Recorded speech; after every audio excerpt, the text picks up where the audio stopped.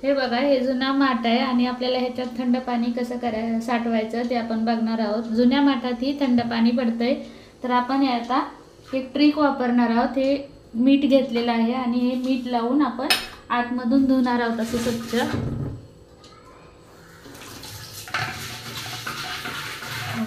आपण धुणार आहोत स्वच्छ सगळीकडून, म्हणजे हे जे छिद्रबंद झालेले असतात ते उघडतात आणि आपलं पाणी थंड व्हायला मदत होते।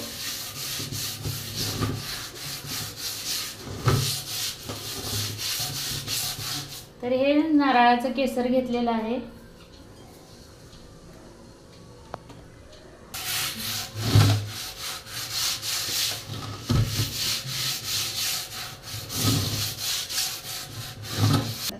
आपल्याला घासणी वगैरे वापरायची नाही, तर अशा नारळाच्या केसरांनी आपल्याला सगळीकडून माठ धुवून घ्यायचं स्वच्छ। आतमधून पण यानेच आपण असं घासून घेणार आहोत।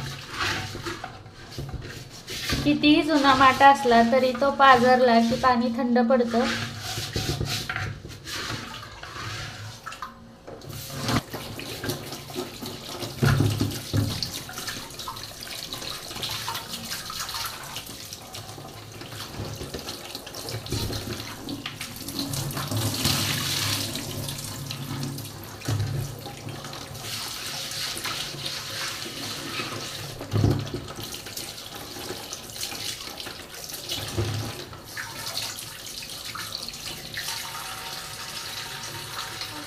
जुना माठ आहे आणि आता माठ आपण स्वच्छ मीठ लावून असा धुवून घेतलेला आहे आणि हे जे छिद्र सगळे मोकळे झालेले असतील, तर आता आपण ह्याच्यामध्ये पाणी भरून घेणार आहोत।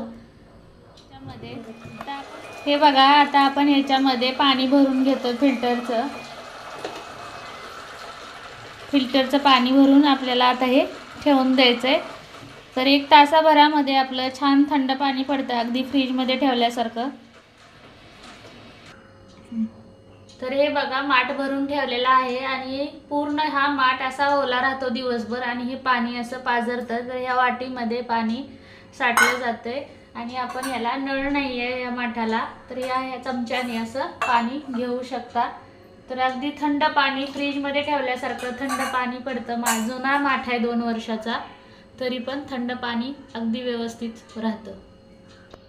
तर कसा वाटला व्हिडिओ तुम्हाला? व्हिडिओ जर आवडला असेल तर लाईक करा, शेअर करा, कमेंट करा आणि आपल्या चॅनलला सबस्क्राईब करा।